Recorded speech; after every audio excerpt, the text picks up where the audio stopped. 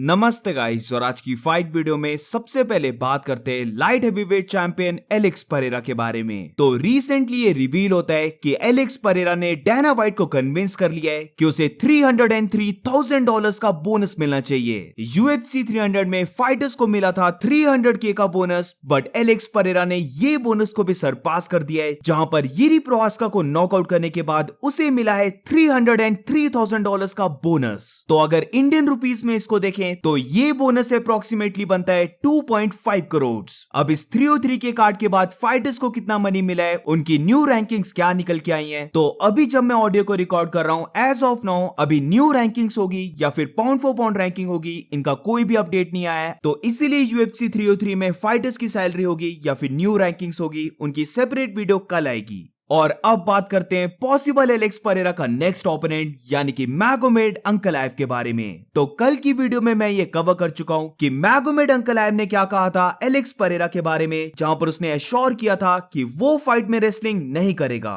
तो अब recently Magomed अंकलाइव की साइड से और भी ज्यादा ट्वीट्स आए, जहां पर उसका ये कहना है कि वो एलेक्स परेरा को रिस्पेक्ट करता है, बट रियलिटी ये है कि वो इस डिवीजन का चैंपियन इसीलिए है क्योंकि उसने फाइट की है फेक निंजा और एक स्ट्रीट फाइटर के साथ, जहां पर दोनों के ही चिन्ह नहीं है। अगर इजराइल अदसाने उसे नॉकआउट कर सकता है तो वो इजराइल अदसाने से 3 टाइम्स मोर डैमेज करने वाला है एलेक्स परेरा को, और वो ये करेगा विदाउट एनी रेसलिंग। बट इसके बाद अगर हम लास्ट ट्वीट को देखें तो वहां पर मैगोमेड अंकलाइव एलेक्स परेरा को टैग करके बोलता है कि वो दोनों एक डील को बनाते हैं जहां पर वो पहले के 15 मिनट कोई भी टेक डाउन नहीं करेगा। तो जैसे मैंने अपनी लास्ट वीडियो में कहा था कि ऐसी स्टेटमेंट्स किसी भी फाइटर को नहीं देनी चाहिए, और इसी का रिजल्ट हम अगले ही दिन देख सकते हैं, जहां पर क्योंकि मैगोमेड अंकलाइव ने अब लिखा है कि वो पहले के 15 मिनट कोई टेक डाउन नहीं करेगा, तो सारे लोग अंकलाइव को यही बोल रहे हैं कि वो अभी अपनी बातों से बैक ट्रैक कर रहा है, तो फाइटिंग में तो वो डेफिनेटली रेसलिंग करेगा। बट अब moving on to the next update, तो ये अपडेट भी एक छोटा सा अपडेट है एलेक्स परेरा के बारे में, जहां पर लास्ट वीडियो में मैंने एलेक्स परेरा और मैगोमेड अंकलाइव के ऑड्स को बताया था, बट अब not only Magomed Ankalaev but heavyweight champion Jon Jones और interim heavyweight champion Tom Aspinall के अगेंस्ट भी एलेक्स परेरा के ऑड्स निकल के आ चुके हैं, जहां पर Alex Pereira versus Jon Jones की फाइट के बारे में अगर बात करें तो इस फाइट को विन करने के लिए जॉन जोन्स एक मैसिव 8-1 का फेवरेट है, वेयरएज एलेक्स परेरा एक बहुत ही बड़ा अंडरडॉग है।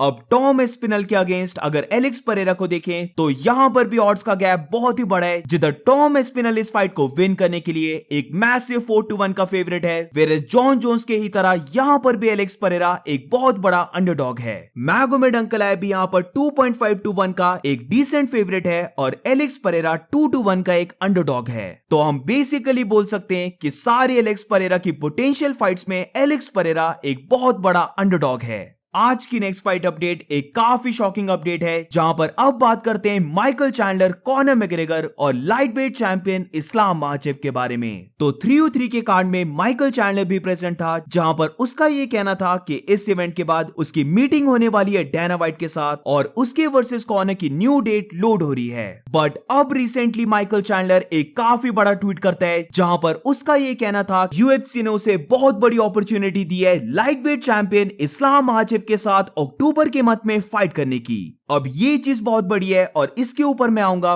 बट माइकल चैंडलर ने ये जो ट्वीट किया था इसी के साथ उसने ये भी मेंशन किया कि अगर कॉनर अक्टूबर से पहले हील हो जाता है तो फिर वो चाहता है कि वो कॉनर के साथ फाइट करे UFC 306 में, जो हम सबको पता है कि होने वाला है लास वेगास स्फेयर में। अब अगर तो ये बात सच है कि माइकल चैंडलर को ऑफर हुई है इस्लाम माचेव की फाइट, तो टू बी वेरी ऑनेस्ट ये बहुत ही बड़ी चीज है, क्योंकि माइकल चैंडलर किसी को भी बीट करते हुए नहीं आ रहा है। वो 2 सालों से कॉनर की फाइट के लिए इनएक्टिव पड़ा है और ऐसा भी लगने लगा था कि वो फिर से कभी भी लाइटवेट बेल्ट के लिए फाइट नहीं कर पाएगा। बट ये माइकल चैंडलर ने बहुत बड़ी चीज को रिवील किया है, और यहां पर मुझे ऐसा लगता है कि क्योंकि अरमान सरूकियन का अक्टूबर के मंथ में फाइट करना थोड़ा सा डाउटफुल है, और उसका रीजन सबको पता होगा कि अरमान सरूकियन अभी सस्पेंड हो चुका है, तो मे बी UFC यहां पर कोई और फाइटर को भी देखने लगी है कि अगर बाय चांस अरमान सरूकियन वो एंटी बुलिंग की वीडियो नहीं लेके आता है या फिर एथलेटिक कमीशन को वो वीडियो पसंद नहीं आती है और वो उसकी सस्पेंशन सस्पेंशन को 12 मंथ से 9 मंथ्स का नहीं करते हैं तो फिर तो ये फाइट नहीं हो पाएगी, और इसीलिए यूएफसी को चाहिए कि वो इस्लाम महाचेव के लिए अक्टूबर अबू धाबी में एक न्यू फाइटर को ढूंढे।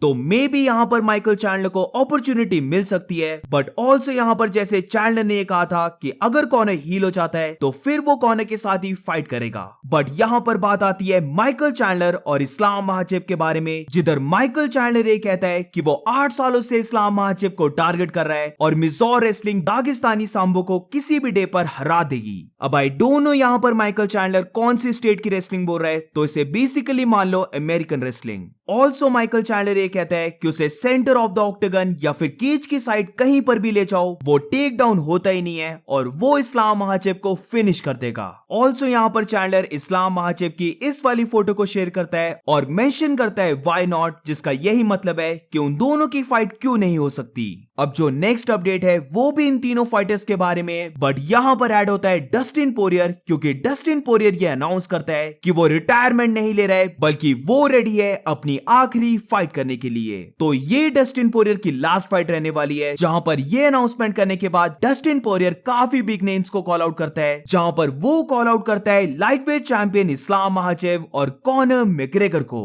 तो इस्लाम महाचेव को कॉल आउट करते हुए डस्टिन पोरियर का ये कहना था कि अगर बाय चांस सलमान सुरुकियन फाइट नहीं कर पाया तो वो रेडी है उसके साथ रीमैच फाइट करने के लिए। तो अब रिसेंटली इसका रिप्लाई इस्लाम महाचेव ने भी दे दिया, जहां पर इस्लाम महाचेव ने सिंपली स्टेट किया नो थैंक्स और उसे चाहिए कोई न्यू ओपोनेंट। तो डस्टिन ने इस्लाम महाचेव के साथ कॉनर को भी कॉल आउट किया था, जहां पर कॉनर को टैग करते हुए डस्टिन पोरियर का ये कहना था कि पहली बार उसको हराने में इतना मजा आया कि उसने ये चीज 2 बार कर दी। ऑल्सो एक फोटो को रीट्वीट करते हुए डस्टिन पोरियर यहाँ पर लिखता है #sleepmac। तो कॉनर ने तो यहाँ पर डस्टिन का रिप्लाई नहीं दिया, बट कॉनर के डिफेंस में माइकल चैंडलर आ जाता है, जहां पर वो भी इस्लाम महाचेव की तरह यही लिखता है नो थैंक्स। माइकल चैंडलर को तो आना ही था, वो 2 सालों से कॉनर की वेट कर रहा है, और इमेजिन करो अगर कॉनर डस्टिन के कॉल आउट को एक्सेप्ट कर लेता है और माइकल चैंडलर को साइडलाइन करते हुए कॉनर वर्सेस डस्टिन की 4th फाइट हो जाती है। ऑल्सो ऊपर से जो माइकल चैंडलर ने इस्लाम महाचेव के बारे में कहा है कि उसे ये फाइट अक्टूबर के मंथ में ऑफर हुई है, वहां पर भी अरमान सरूकियन की अपॉलॉजी एक्सेप्ट हो जाती है और इस्लाम महाचेव उधर फाइट कर लेता है अरमान सरूकियन के साथ। तो I don't know Michael Chandler क्या कर बैठेगा।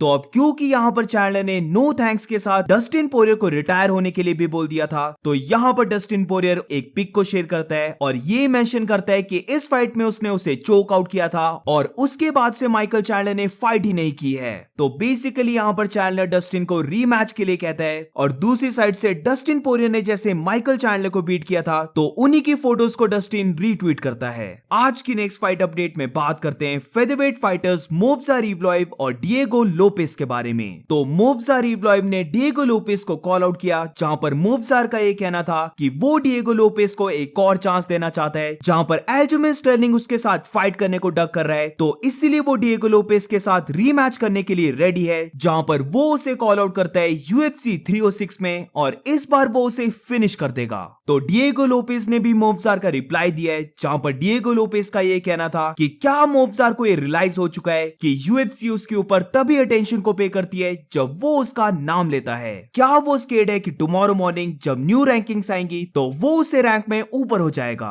उसे 3 मंथ्स लग चुके हैं उसे कॉल आउट करने में और अब उसे चाहिए कि वो सिट बैक करे और बिग बॉयज को वर्क करने दे। तो इसके बाद मोव्जार का एक और ट्वीट आता है, जहां पर वो डिएगो लोपेस को कहता है कि वो ऑलरेडी 6 टाइम्स हार चुका है, वो ऑलरेडी 2 नोबडी फाइटर से नॉकआउट हो चुका है और डैन ईगे ने भी इस फाइट को 4 आवर्स के शॉर्ट नोटिस में लिया, जहां पर वो 3rd राउंड में उसे एक्सपोज कर देता है और एंड में बेसिकली मोव्जा ने डिएगो लोपेस को ट्रैश बोला है। तो इसका रिप्लाई डिएगो लोपेस देता है, जिधर डिएगो लोपेस ये कहता है कि लास्ट नाइट जो उसने और डैन ईगे ने किया वो मोव्जा रिवलॉइव कभी भी नहीं कर पाएगा। उसने 13 मंथ्स में एक ही फाइट की है, तो उसे कोई राइट नहीं है कुछ भी बोलने की। पहले मोव्जार को ये देखना चाहिए कि वो किसी फाइटर को फिनिश तो करे या एटलीस्ट किसी फाइटर को सबमिट करे। अब ऑल्सो इसी के साथ अपने रीसेंट इंटरव्यू में डिएगो लोपेस का ये कहना था कि वो 306 के कार्ड में फाइट करने वाला है, जहां पर वो चाहता है कि उसकी फाइट फिर से रीबुक हो जाए ब्रायन ऑर्टेगा के साथ। और अगर ब्रायन ऑर्टेगा वहां पर अवेलेबल नहीं हुआ तो फिर वो चाहता है कि वो फाइट करे फॉर्मर फेदरवेट चैंपियन एलेक्जेंडर के साथ। अब टू बी वेरी ऑनेस्ट, अगर हम मोव्जा रिवलॉइव और डिएगो लोपेस की बात करें, जिधर अगर 306 में ये रीमैच नहीं होता है और डिएगो लोपेस फाइट कर लेता है ब्रायन ऑर्टेगा के साथ, और इमेजिन अगर वो वहां पर ब्रायन ऑर्टेगा को बीट कर देता है, तो I am telling you guys काफी ज्यादा चांसेस होंगे कि मोव्जार से पहले डिएगो लोपेस को अपॉर्चुनिटी मिल जाए फेदरवेट चैंपियन के साथ फाइट करके बेल्ट को विन करने की। ये बात भी एक्चुअली में समवट ट्रू है कि मोव्जा रिवलॉइव को डेफिनेटली चाहिए कि जिसके साथ भी उसकी नेक्स्ट फाइट होती है या फिर कपल ऑफ फाइट्स होती हैं, वहां पर वो उन फाइटर्स को फिनिश करे, क्योंकि मोव्जार की जो लास्ट फाइट हुई थी उसको देखने के बाद डैना व्हाइट जरा भी खुश नहीं था। उसने बेसिकली इस फाइट को एक बहुत ही बोरिंग बोल दिया था। तो इसीलिए अब यहां पर मोव्जार को चाहिए कि वो किसी फाइटर को फिनिश करे, और तभी उसके ज्यादा चांसेस होंगे कि वो बेल्ट के लिए फाइट करे। So that's it for today guys. आज की फाइट वीडियो में बस इतना ही। अगर तुम्हें वीडियो अच्छी लगी हो तो please make sure to like subscribe. मिलते हैं नेक्स्ट वीडियो में।